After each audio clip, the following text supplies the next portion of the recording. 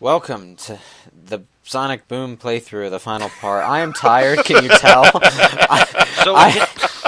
I had to play through Lyrics Lair a second time, right after beating it the first time, because obviously I did this all in one sitting. Because of the way the game saves, I technically could have left the entire first attempt out and pretended the game hadn't crashed on me, but since Sonic Boom is the only game that I own for my Wii U that has caused a crash, I figured I'd highlight it. And also, it's probably the only example of a good place to end a part that I've had in this entire playthrough, apart from Knuckles jumping into a volcano. Hey, let's be honest, right? Big Red Button making it crash was just a throwback to Naughty Dog's most iconic character. Nathan Drake? I don't see it. Shut up, Ted. No, guys, I think in the interest of fairness, because in the past 18 parts, we've all been talking a bit too much. I think that the rest of us should take a break, exit this part, and have Ryan be solo for the next 26 minutes. No objections. Yeah.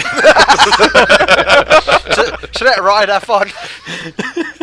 Yeah, I'm gonna go, get a pizza or something. That was the sound of Ryan shitting bricks. Okay, so we're beating up robots. We're beating up robots. Still beating up robots. Still beating up robots. Oh, now we're done. Ah! Oh, you know what? The floor didn't even open. I get the It just feeling it's disappeared. supposed. It imploded. I get the feeling it was supposed, but yeah, it just popped in. And you know what? At least these pathways that pop in here have a flash to signal, to give them some sort of transition for popping in, which is still kind of lazy. But you know what? I don't really care. I thought it was fine. It's like future and stuff. It looks all right, but the floor that pops in just pops out. Sorry, the floor that pops out just disappears. Ryan, I have to ask, man, did you get your commentary skills from Schwarzenegger? Because that was some quality shit right there. Well, there's nothing to talk about. In the Conan DVD commentary, Schwarzenegger's literally like, I go into a cave. Look, I'm going into the cave. Oh, you watched the commentary for Conan the Barbarian. It's better than the movie is. It's fantastic. This is an odd place for an extra, but instead of going on with the speed section, you actually have to take a semi-leap of faith off the side over here and hit the bounce pad. I don't remember that section at all. I stopped caring. Well, you see, if you're not paying attention, and you probably aren't at this point, you're probably staring at the screen with your eyes glazed over. Oh, there's a green thing. I should stop now. Okay, speed section's a go again. But no, if you're paying attention, you'll notice there's a crown off to the side. But it's easy enough to miss if you're not looking out for it, because it's just a glow bluey thing in a dark void full of other glow bluey things that aren't princess crowns. See, I did see it. It's just that I thought it was like, oh, I had to probably take a specific bounce pad in the middle of the speed section to get to that crown. Yeah, the game does sort of train you to think that too. How does Quincy know their names? They've had no formal, they've had no formal introduction scene. Where it's like, Quincy made his debut alongside Cliff, and they already knew Cliff, so it's presumable that they already knew Quincy as well. Yeah, but Cliff, when they introduce it, Cliff it's almost like they're meeting him for the first time. He's like, oh, by the way, here's my robot. You can use him, as opposed to just take Quincy, which would imply that they know each other. I guess it just goes to show that they don't really establish the world in Boom very well. They don't establish the new shit, and they just assume that everyone already knows who the old faces are. Yeah. It's like in both the cartoon and in the games, Eggman is simply there, and it's implied that Sonic beats his ass on a daily basis, which is fun. Ow. Yeah, that I'm fine with that, because he's just the cartoon villain and they're the cartoon hero. It's like, we don't need to have the deep backstory to Roadrunner and Wile E. Well, I think to me, the cartoon does it's only one line, but in the very first episode of the cartoon, which is actually the start of that trailer they released like 2 years ago, where it's like Sonic chases Eggman and he fights Burnbot. The fact that when they meet, Eggman goes, "It all ends here, old friend," to me is all you need. Because they've clearly known each other for a long time and they've been doing it for years. To me, that's perfect. That's a perfect introduction to a kind of classic bad guy, good guy relationship. In the cartoon, does it it kind of does the same way and again, but if that one line to me sets up perfectly. The game is a bit just like, oh, look, there's Eggman, let's chase him.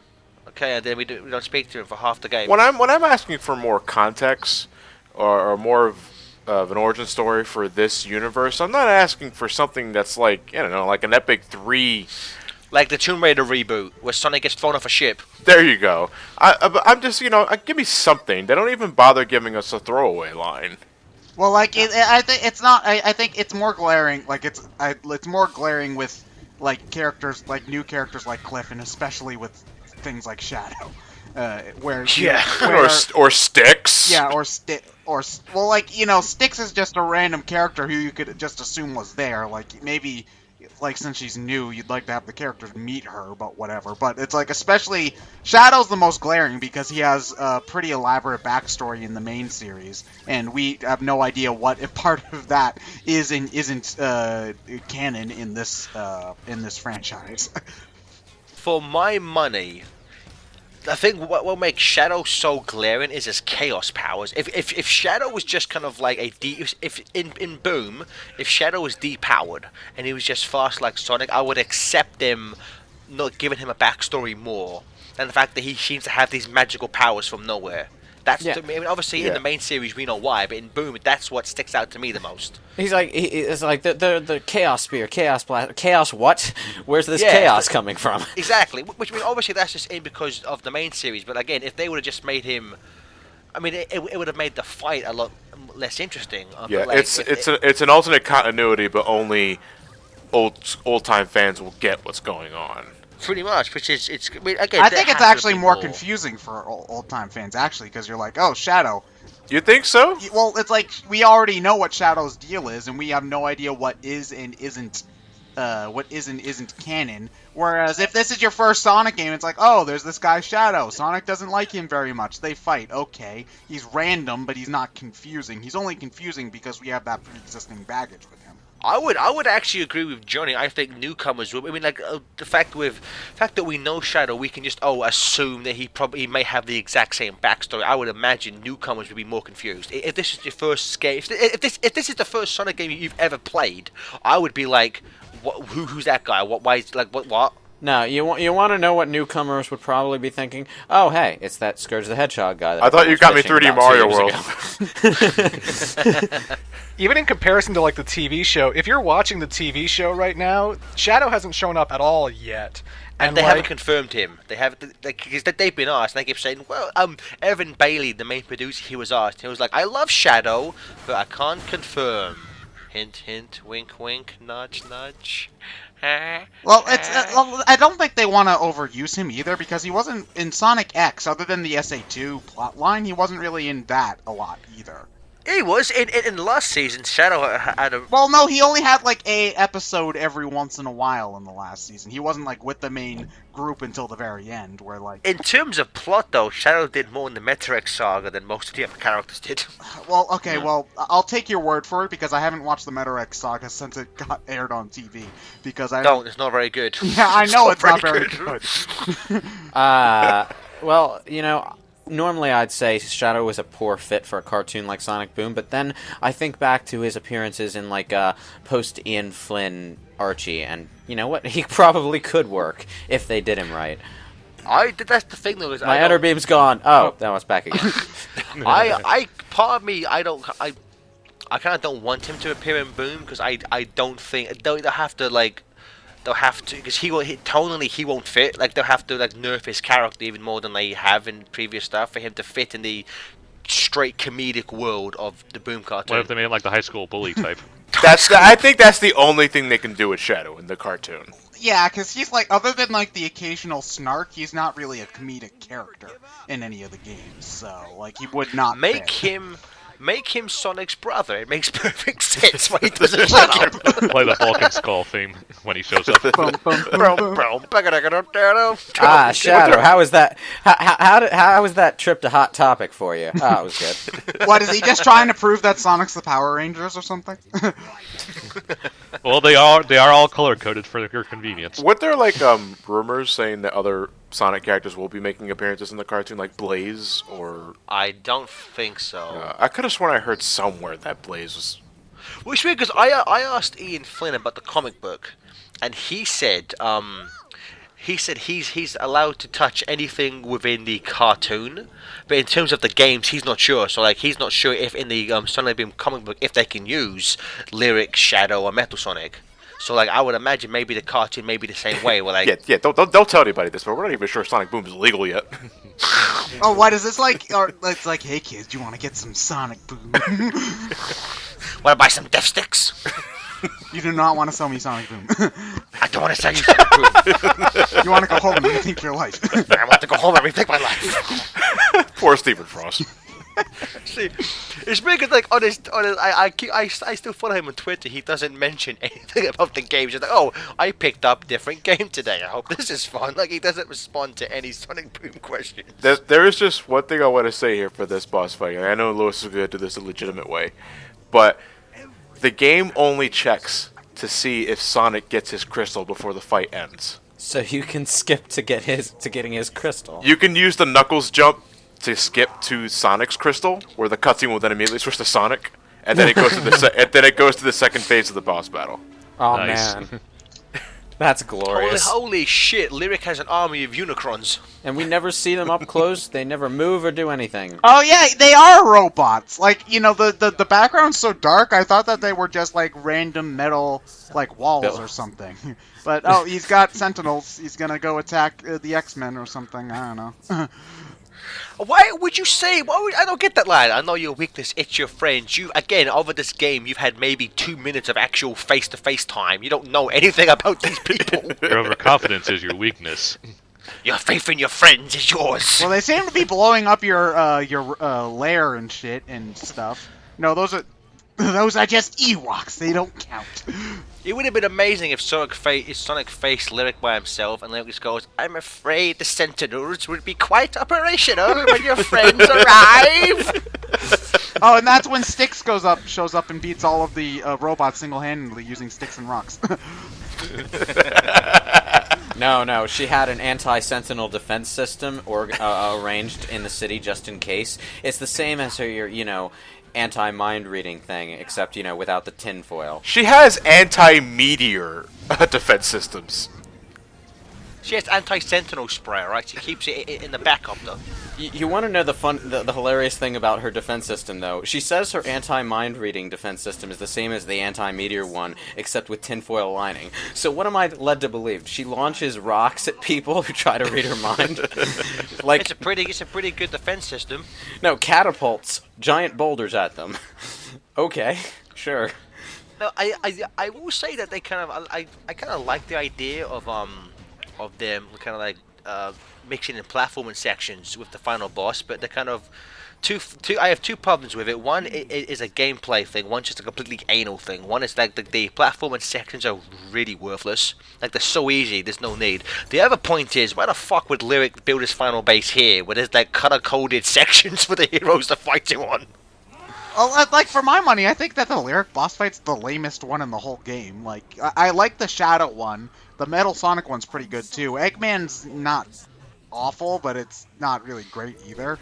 And, like, other than the Worm, I think that Lyric is one of the lamest bosses in the whole game. The Eggman, if it wasn't for the actual verbal interaction with the Eggman fight, that fight would be crappy. But like I'm on the same boat, yeah. the dialogue makes that fight interesting. This one, just like, I love how every hero gets their own platforming section where they destroy something, and then they do a little jig, and then it always cuts back to Lyric, who just goes, "Bro, Hey, cut that out! that's all I'm he going to does. immediately ignore you and go back to sending robots at you. Why do you keep throwing robots? That's how we kill It's them. like Lyric can fly. Well, doesn't he fly over or stop you from doing it? You know, what's happening? Like, at this point, I think that the fact that like, you basically have unlimited health is most jarring, because like I can't even define any of Lyric, like, remember any of Lyric's specific attacks, because, you know, all you do is randomly beat him up and then tie him down with the inner beam and do a platforming section. Like, it's I can remember Shadow and Metal Sonic and Eggman's distinct attacks at the very least. Yeah. Even the worms. All I can remember about Lyric is that he has these great big fiery shockwaves that look like utter shit. Yeah, they look very GameCube.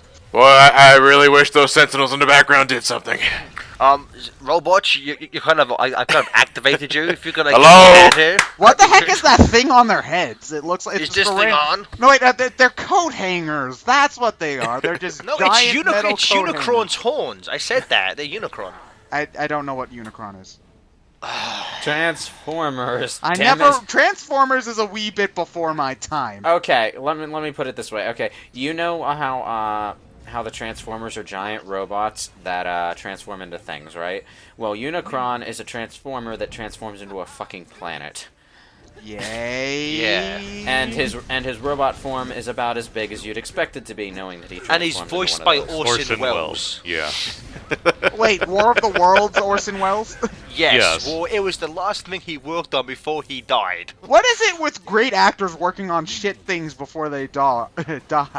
It's what finally kills them. Like Orson Welles and then Raul Julia and Street Fighter. Man.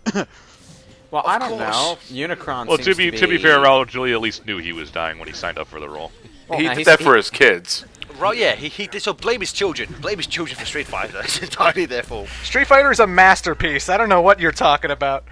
I love how Guile, the all-American hero, is Jean-Claude Van Damme. Muscles from Brussels. Yep. That movie's great for movie night. I promise you. Street Fighter's awesome. change the channel. Oh, you should have listened to our commentary. I was having a blast. Well, no, it was fun, but it wasn't a good movie. Oh, it's a cheesy ass film.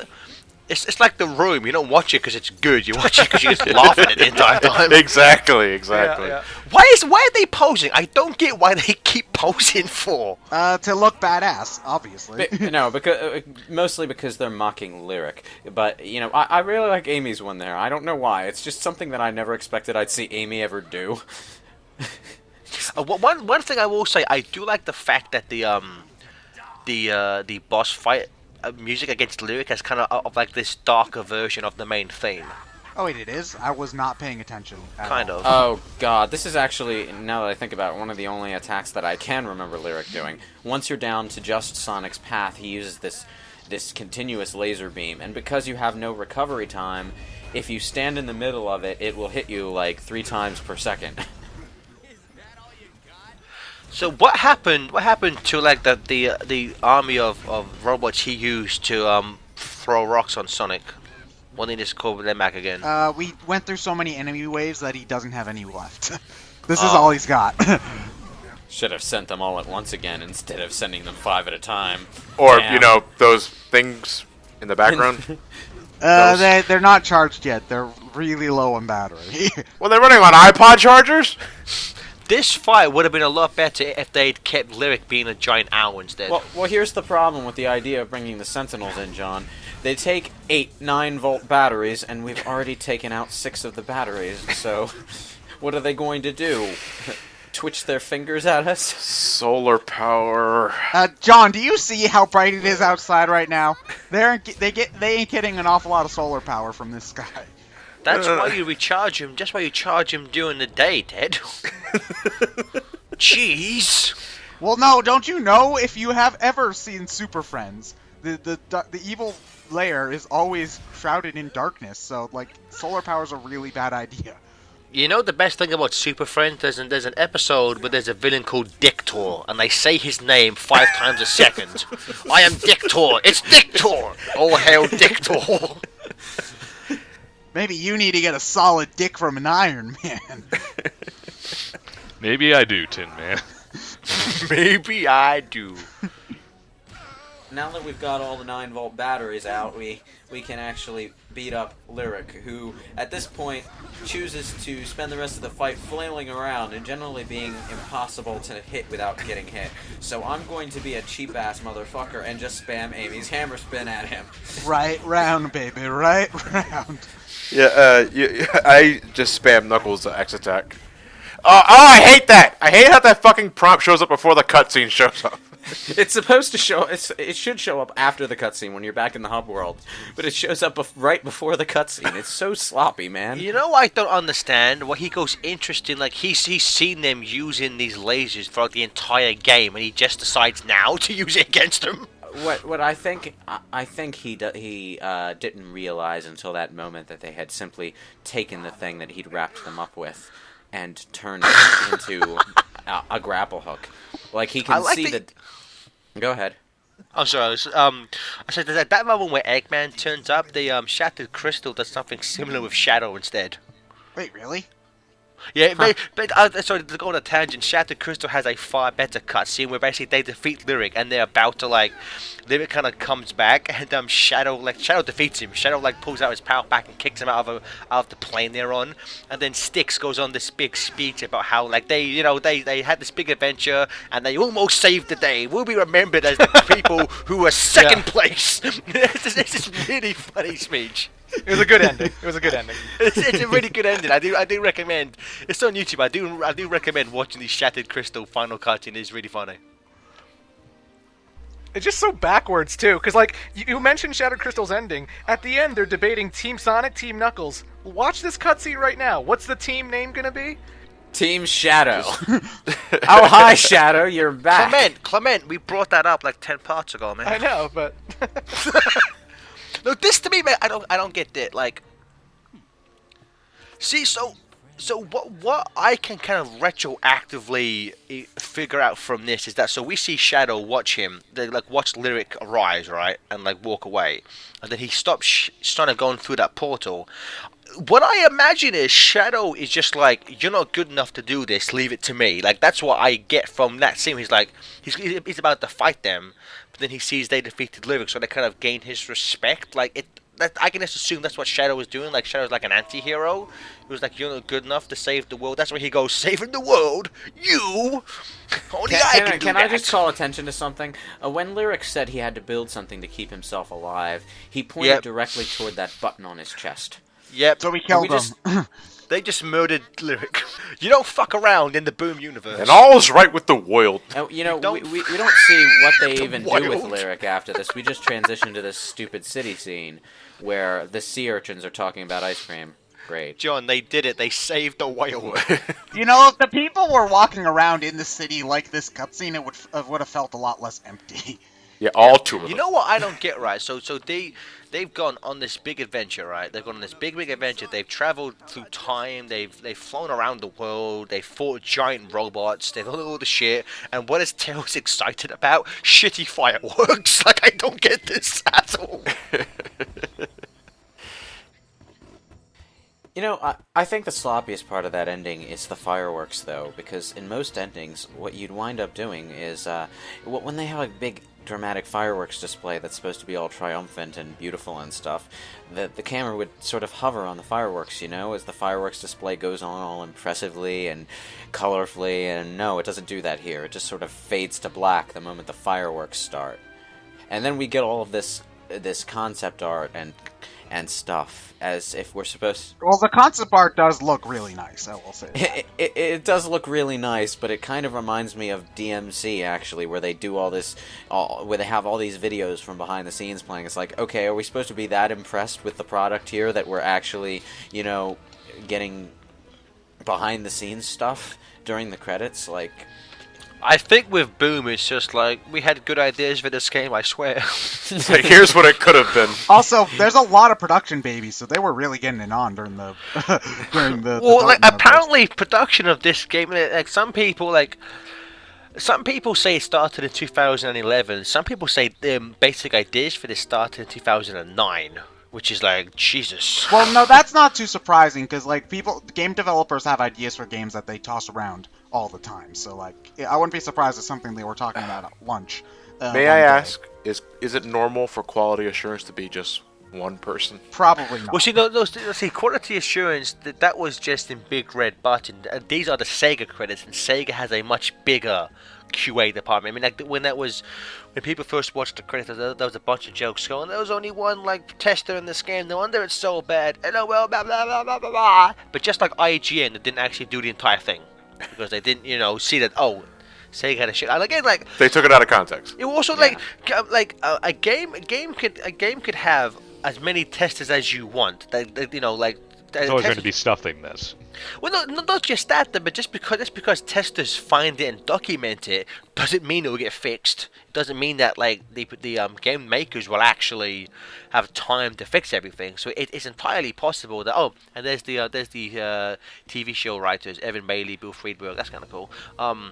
It doesn't mean that the guys in the office aren't going to just say, fuck it, ship the game out now, you know? Well, I mean, again, as another throwback, that's what I mean. We don't know what the QA department was like, but a similar thing happened with, ironically, 06 as well. Like after 06, Sega fired their entire QA department, which is kind of like, okay, whatevs.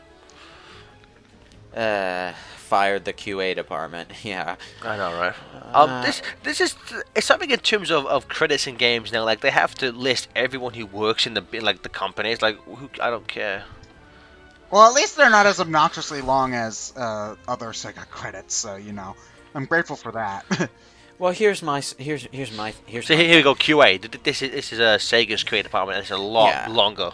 Yeah, QA deserves to be listed. Translators deserve to be listed. I don't really see why credits in video games feel the need... Why they feel the need to list the marketing teams in the credits. It's like, okay, did you do anything to actually make the game?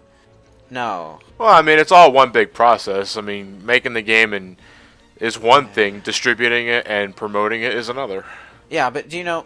it's like, do they do that for movies and stuff? Yeah, I'm pretty sure. Yeah. Do they? Uh-huh. How odd.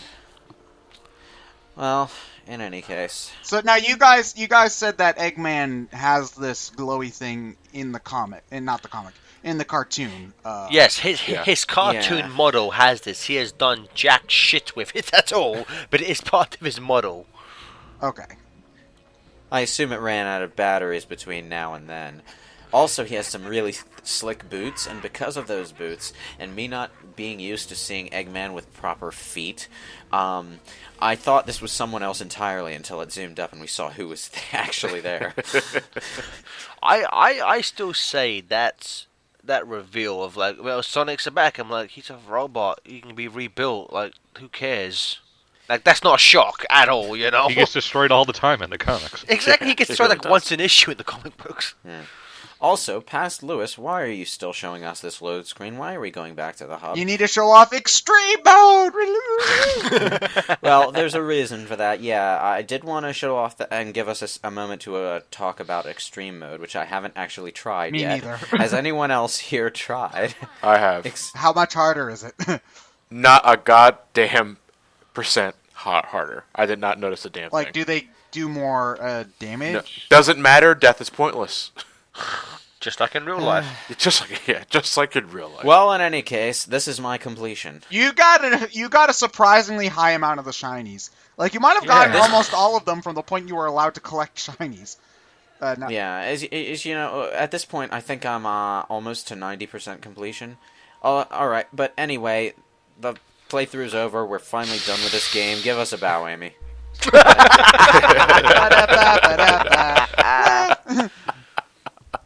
Worst game ever. What a disappointment from beginning to end. What, the game or this LP? That's like the game. Well, I will argue that, like, even though I'm probably not going to touch this ever again, I still had an okay time for my one playthrough. Like, I don't want to overstate the quality of the game because it's not that average one playthrough cost you $50. Yeah, that's why I'm saying, but I didn't.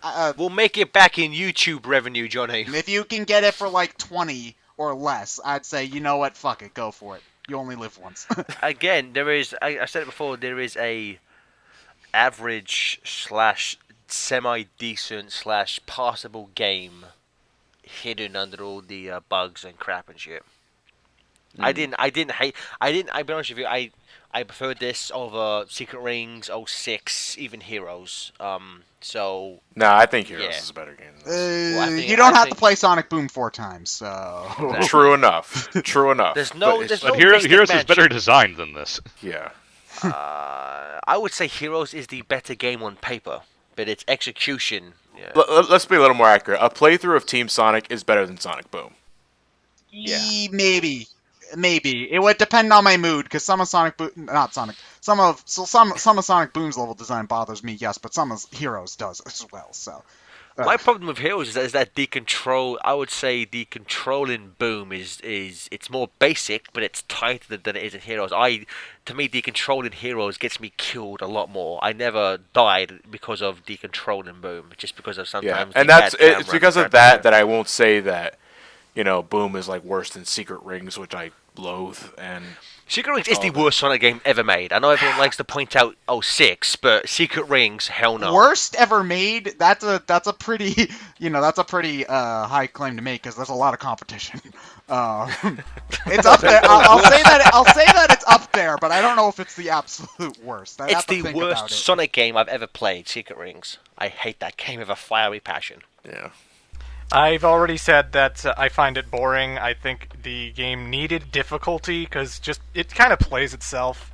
Yeah. It is pretty forgettable. I don't remember anything from the soundtrack. I'm not going to be replaying this anytime soon. But that being said, I have played way worse games, not just Sonic games. I've played way worse other kids' platformers, and I'm not recommending it, but I wish people would stop saying I'm like a Sonic apologist simply because I found something to like in it. Well, no, people call you that because you like Lost World, you freak. Yeah, that's honestly the biggest culprit of this game. It's just that it's so uninteresting.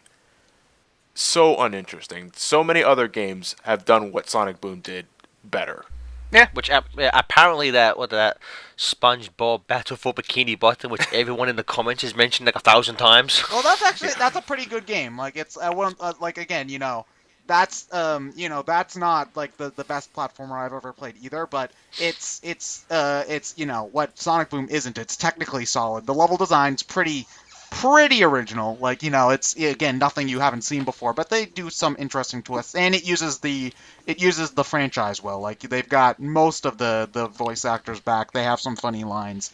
It feels like it's a pretty like solid B+ game is Battle for Bikini Bottom, which is why I use it for like more like if I know that like licensed games are normally like a cheap cash in, but if they could at least reach like that, like a solid B+ more often, then there'd be less of a stigma. I think. So if that's a B, what would you give? Would you give Sonic Boom C? Or I'd would you give it a D? C. I'd give it a D+, C-, at its best. Like, I had fun with it, but it passes.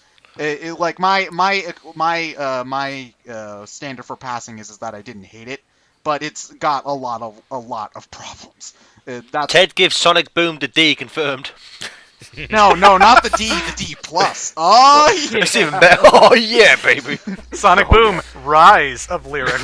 Rise of Ted. We're running out of stuff when we just make dick jokes. That's all I know, Ted. That's all I know. That's all well and good, because right now we're staring at a logo screen. Yeah. Lewis, Ryan, do you have anything else to add before we end us? I agree with Clement. Before we end us, what? Before we end this, I didn't sign up for a mass suicide after this LP. Did everyone get their cyanide pills in the mail? I'm taking mine right now. Hail Hydra! We just ate the dish of Sonic Hail Hydra. See you next year, kids.